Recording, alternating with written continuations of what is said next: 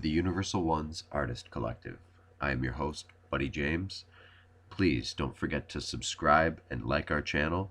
And always, if you like our content, hit that bell because that's how we get seen. Thank you again. Enjoy the episode.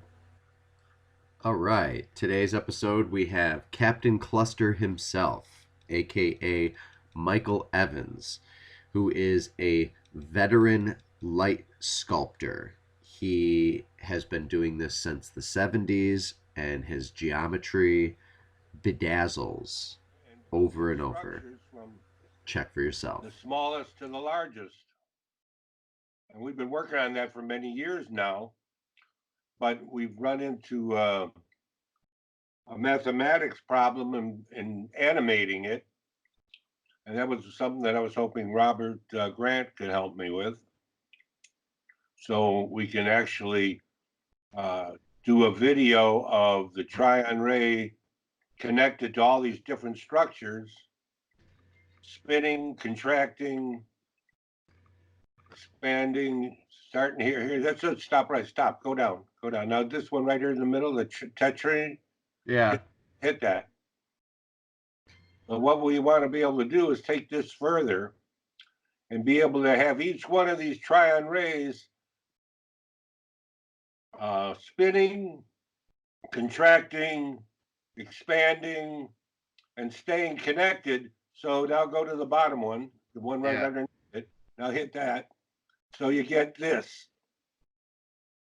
So you can see the same structure is different in another dimension. Yeah. So descriptions really are only mathematics, and descriptions are only a momentary thing. Right. All right, go ahead then. What you were saying here? Well, everything is in movement. Since the Tryon ray is the elemental solid, everything comes from the Tryon ray. Tryon ray is light itself. It's constantly expanding, contracting, twisting, and turning. Yeah. We want to show that in a video going all the way up to a sphere. Because if you go back up one notch from the green one to the blue one, right here, 20 of these make a sphere. Okay. So what I'm trying to do is make a video that connects 20 of these together, and that is happening in a random event of expanding, contracting, turning, twisting. So when you're looking at it, it'll look like almost boiling water. Okay. You know what I mean? Yeah. And what happens is it's still the structure, but it's constantly in flux. Yeah. Because the universe is dynamic. Yeah, it's expanding, but it's also contracting.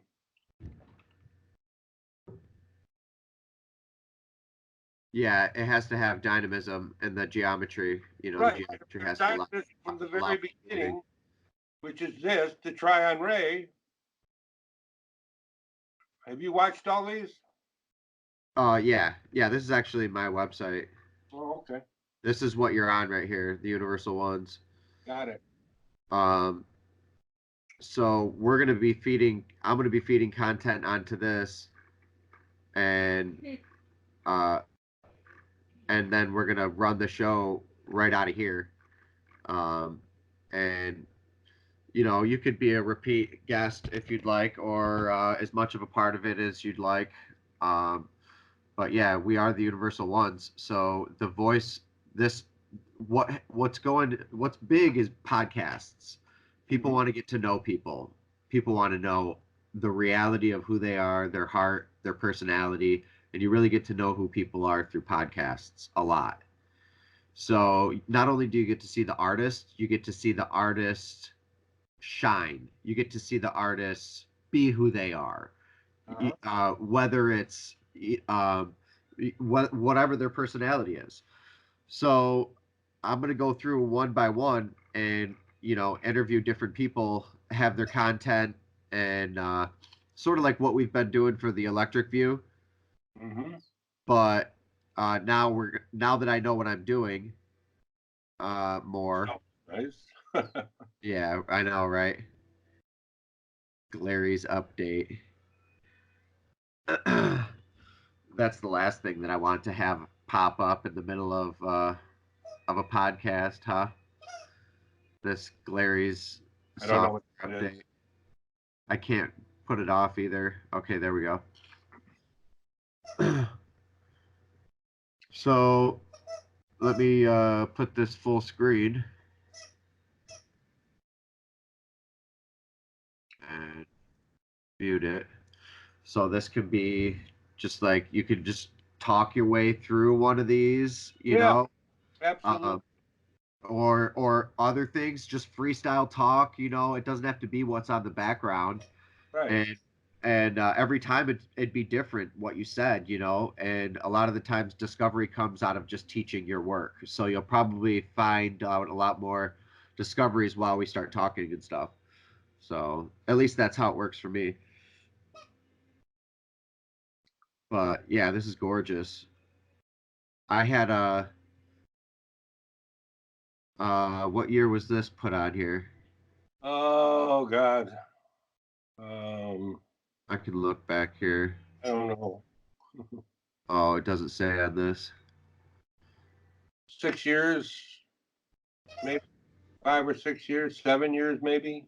I had a vision of those same light units, uh, the Tryon ray, but they were able to wiggle. Yeah, of course. Yeah, and I don't see them as much as you show them. We don't see They're them wiggling because we don't have the mathematic work. even the fulcrum wiggles. From tip Right. to tip, from tip to tip. I want to do some design work. I have some images that I could show you in stop action the wiggle. Yeah. Okay. Now that I know what I'm doing through kind of navigating through this, let me open this window back up and stop sharing with you, and then have you uh, play around, try to figure out exactly what I was doing, or whatever you want. So how do I do that? You're Do I on an Apple, so you're gonna have to figure it out. You oh, can't mess it up too bad. share screen? That's pretty easy. Start sharing. That that was pretty easy. Yep. Nice. Now I see me. Hey. Whoop whoop whoop. You can see me now. Say hi, Aurora.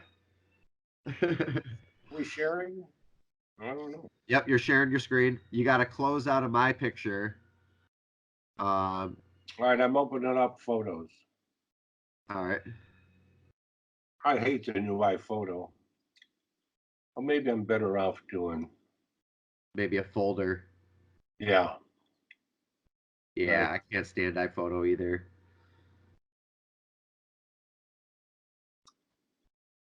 I'm really excited to share a lot of the new stuff that I've been working on. Here's some of the.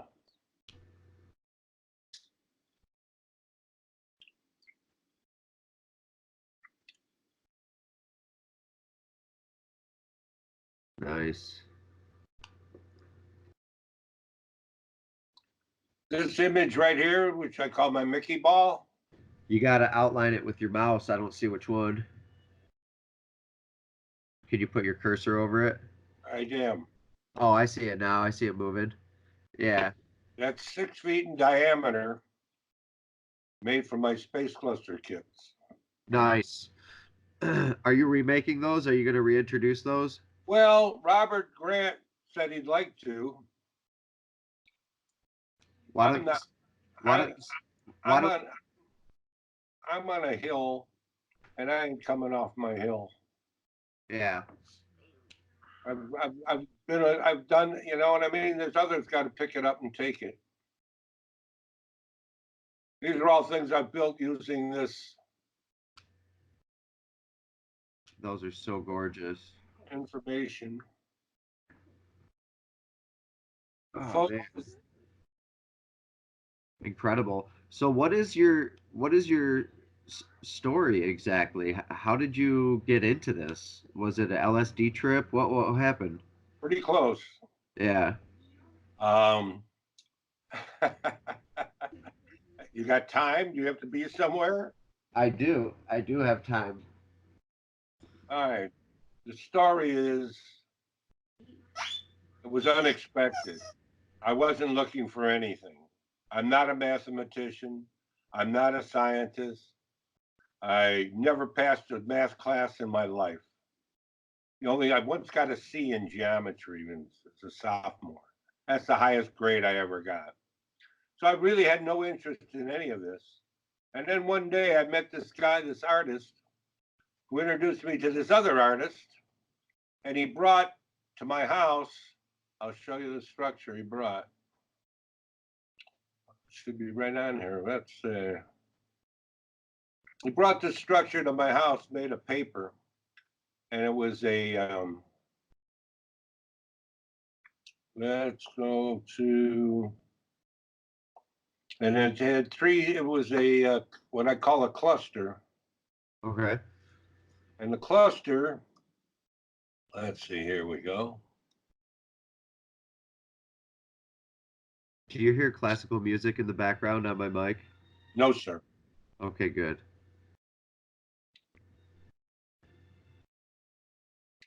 Let's go to flats.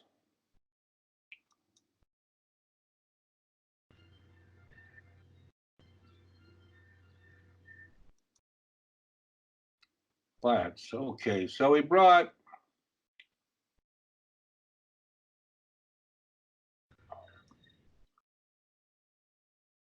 a structure like this that was 36 inches. We'll get it big in a minute. From tip to tip. Okay. That's what he brought me Yeah, out of paper. out of paper. Okay. 6 inches from point to point. Do you remember his name? Yeah, Bob Auerbach. Bob Bauerbach? Auerbach. Bob Auerbach studied at the Bauhaus when he moved out of Germany and came to Chicago to the Illinois Institute of Technology. Okay, how do you spell his last name? Actually, you know what? E Pull up R P A C Google H. Google him and show me some images, please. Don't find anything. Oh, you won't find any? No. Oh, bummer. No, But I interrupted your spelling. Go ahead. I'm it. These are things that he made initially. So he Okay. brought the structure, 36 inches. Now, to make the structure, what you had to do was you needed a compass. Well, to make an arc this big, you had to have a pretty good sized compass. And the key, Auerbach studied package design, and he worked on making displays. One of the things they used to have to do is make displays, cardboard displays that would fold out from two-dimensional to three-dimensional. Well, in the process, he came up with this idea. He took a whole mess of balloons and he blew them up, tied them all together, and then put plaster of Paris in between all the balloons. And he hung it up from the ceiling. And one day, after it all dried, the string broke and it hit the ground. And inside, all these balloons were, they just were like used rubbers. Uh-huh. Nothing there. And the only thing was left was this, the space between the balloons. Ah. So knowing that he knew how to make two-dimensional things three-dimensional, he got out his compass and he drew this. And what he did was, to get this, he had to draw the outside, which was a cut, and the inside, which was a score. Let's see if we can find another. He had to make a structure Hey, uh, like this, okay. Wow.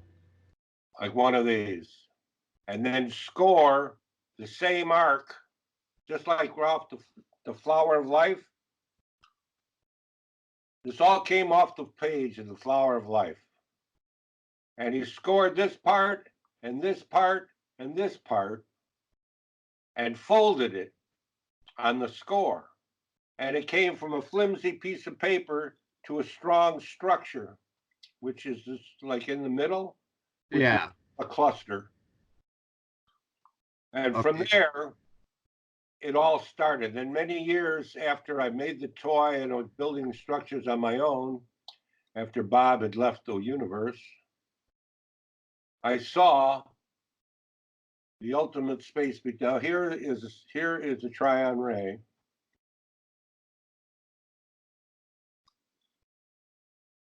Twisting. I'm trying to make it big.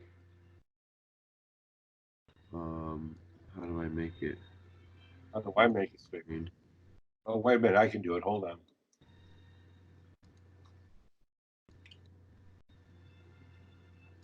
That's a Tryon ray twisting. Okay, yeah, that's the visions of the stuff that I was having. Yeah, and that's actually how all matter is created, and Right. So all living creatures come out of that that whirlwhip or whippoorwill. You know, I mean, like I want to say weird words like that because it's kind of like it's a whirlwind, but it's like a whippoorwill. I don't know. That's cool.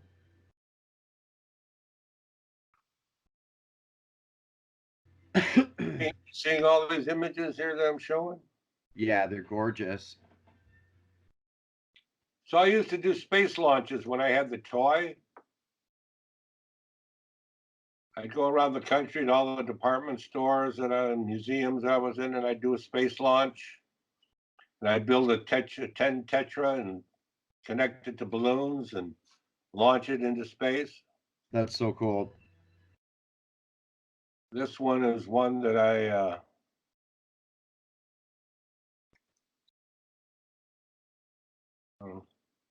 can't make these any bigger for you, I'm afraid.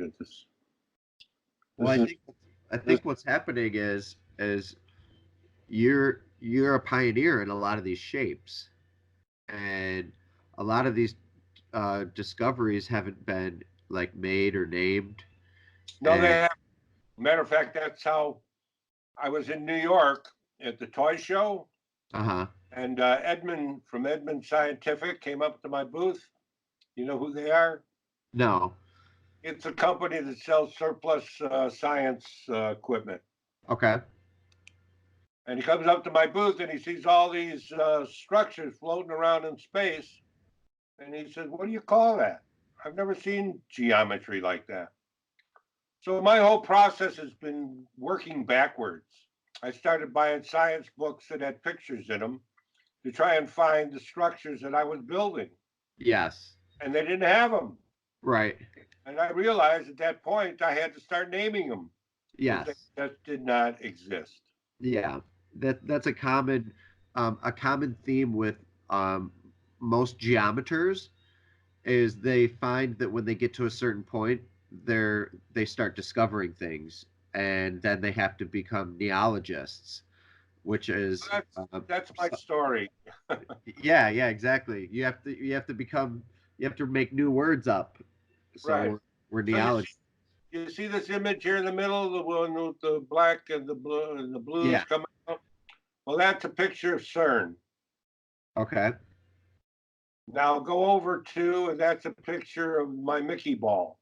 That picture is a two-dimensional representation of a multi-dimensional experience. That the Mickey ball is Yeah. the same similar structure that Nassim Harriman was talking about, and uh,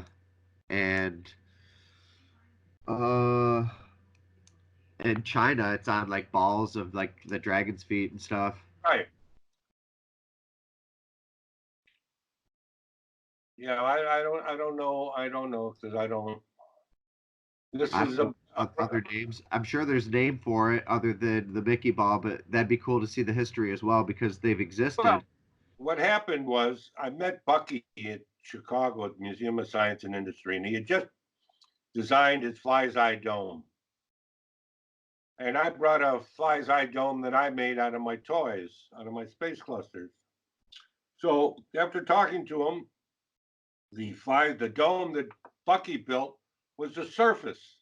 I wanted to know what did it look like inside the surface, because I built it and it had no strength, it had no shape, it wouldn't stand up by itself. So I started building, trying to go from the outside in, and it was just too complicated. What was happening? Things would transform as I would go on. A tetrahedron would become an octahedron. It kept changing as I got bigger and bigger, and I used less and less materials the larger it got. So I just started building tetrahedrons together until one day, many months later, after building the structure that I showed you, the Mickey ball, that was 6 feet in diameter.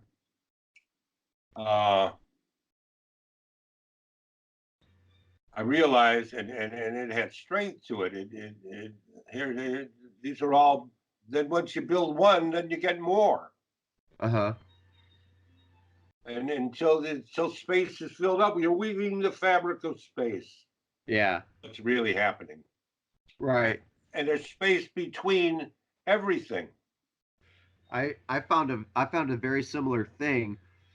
Now, if you put those spheres in a certain stacking manner, you could create levels, like a lattice, and thus you could create like structures like the Dougherty network and the Dougherty set.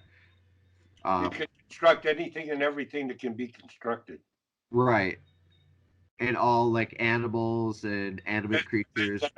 Right. It just depends on. Remember, this is down at the plank size.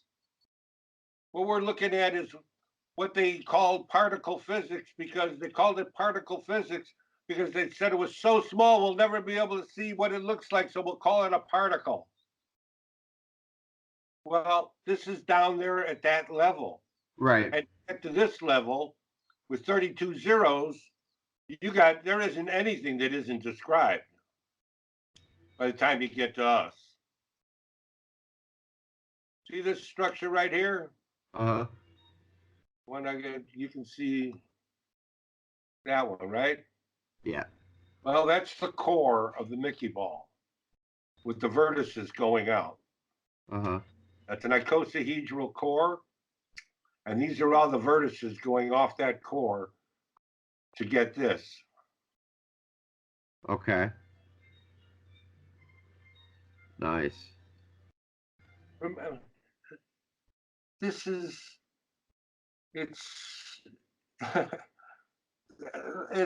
it's so fine. These structures are so fine that it's like finer than air. Right. It's the living water of life. Right. It's a dandelion that's floating in the it's. So by the time it gets to something we can finally see,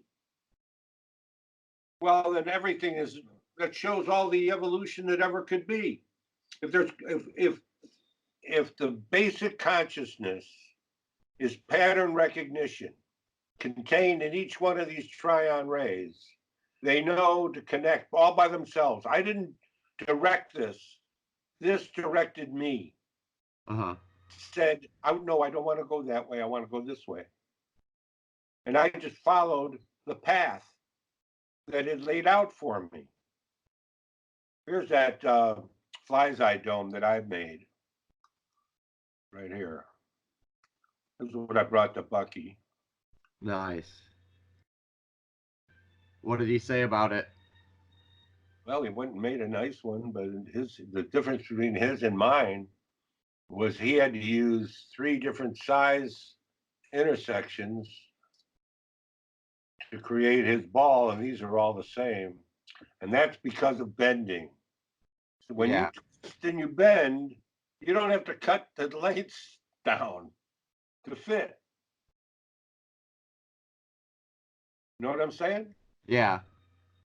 because you can bend it and it'll fit because it gets more compressed down here in the core, the icosahedral core down here, this yellow. Yeah. Well, it's got a tighter angle than what's on the outside. Yeah, I see that. And it all emanates from there. Right. So that core would be the center of an atom or the center of a black hole or the center of the sun. That's correct. Okay, yeah. My model's very similar, yes. Uh, and it has to start with a point, and emanate Now, outward. what holds it together, I'm not sure, but I only assume that at each end of a black hole, you've got either a magnetic north-south polarity or a black hole. I mean, what holds them together at the points, that is the key.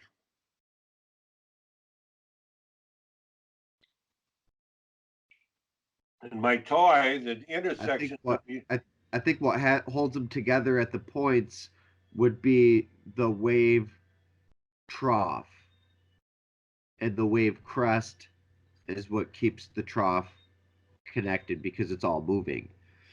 You can see it as a wave vibration, that's what it is. Right.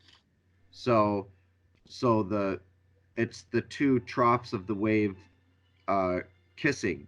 It's the kissing points of the, like Dan Winter says, the pine cones kissing noses. That's the point of So, negentropy. so here in these, I'm going to show you these. These are the 5 different configurations of a tetrahedron. These are the 5 different configurations of a cube, of an octahedron. They exist in all 4 shapes. So describing it, we're stuck in one with straight lines. Yeah. Lines, there's a whole lot more.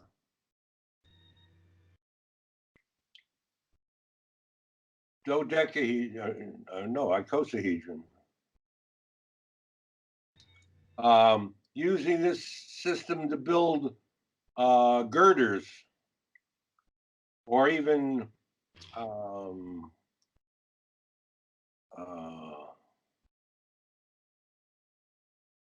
crystal, what do you call them for computers? Chips? Yeah. Computer chips? If they made silicone computer chips like this, they'd be able to build a chip that would be so much faster, so much quicker, and would not overheat because it's mostly space. Yeah. Yeah, that's a good configuration for sure. Or space in between the, and these are things I'd like to do. These are all monumental sculptures that somewhere along the line I'd love to build. Yeah. Well, we're all this is like a destiny piece for all of us, Yeah. You've been working on it from your angle. Terrence has been working on it from his angle. I've been Right. working on it from mine. So everybody has their own independent work. So that's basically what this show is going to be about. The Universal Ones is showing that, yeah, even though these are images and they might be copywritten, they might be patented, it doesn't matter. These are patterns and these are images that are transcending humankind. They're transcending our understanding of what's possible, what Correct. uh Another, it's another view that we haven't had. right. And whether your theories on it are correct or not, that's up for debate too. I, That's the I, same with my set. I came up with it doesn't mean I'm right. I don't know. You know what I I, mean? I really don't have a theory of it. Right. It is what I found. Yeah. And And what you were directed to understand, and from your exactly, understandings. I didn't have a theory. I don't have a theory. It's just what's been revealed. These are all images, again, that my friend in Denmark put together. Isn't this a beauty? Wow. Gorgeous.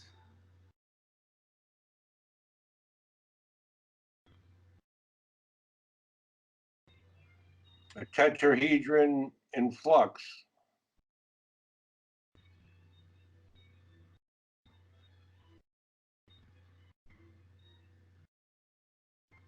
Cubes are formed in Ooh, what's that yellow one you were just at? this one. This one. Next to the cube, yeah. This is a tetrahedron in flux. Tetrahedron in flux. All these are tetrahedrons. Interesting. So you can name them, boy. You could be busy forever. I know, right? That's what I keep saying. That's what I keep saying to everybody because ultimately there's so many different morphologies of these shapes. Right. That, This is the morph. This is morph. This is the ultimate morph. it reminds me of um, well, the idea of morphology. Here is this one image right here. This is the image of sound in geometry. Can you click on it large? I'm going to try.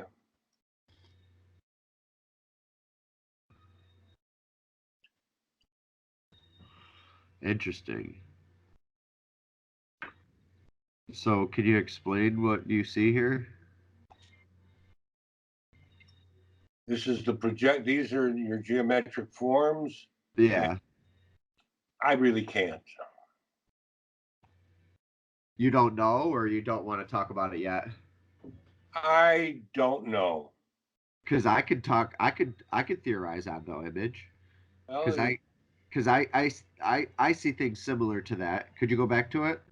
yeah, just a second. I'm looking for its two-dimensional representation. All right. Because this is it in a That's it in a 3D. So right. you're looking for the 2D.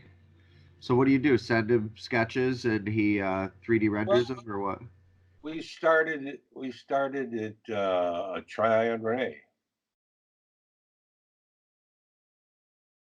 We started at one trion ray, and he kept playing with it in the computer until he couldn't go any further because the mathematics that had just wouldn't do the things that this does. Yeah.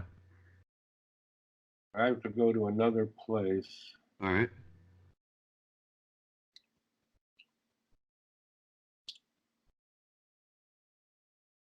These are gorgeous.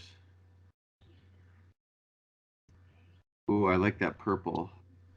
This is sound, and it makes it. And when it on the two-dimensional plane, it's the flower of life.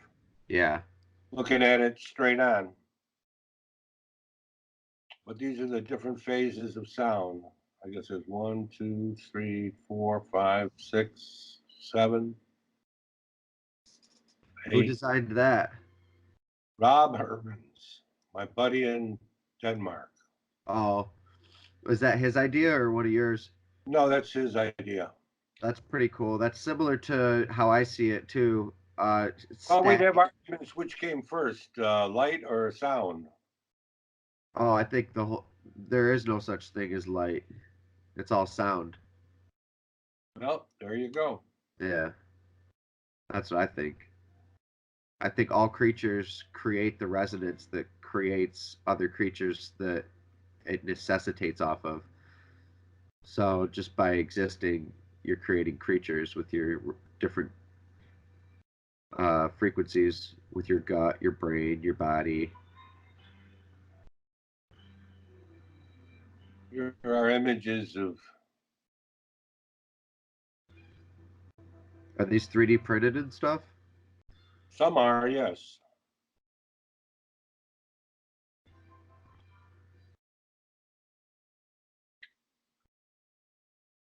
This is how I make the try-on rays. Is it Nanotube. is it paper, plastic? Both paper and plastic. Not in the same configurations, but Right.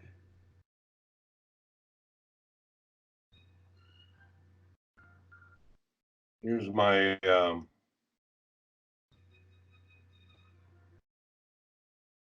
Yeah, wait till I show your stuff to Matt Presti at the president of the University of Science and Philosophy.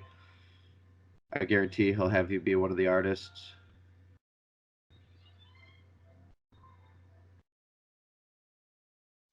So Leonardo. that's great.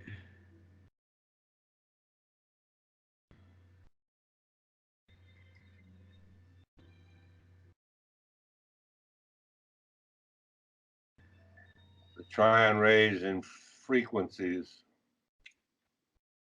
It's like I'm looking at an oscillator, except in 3D. Yep.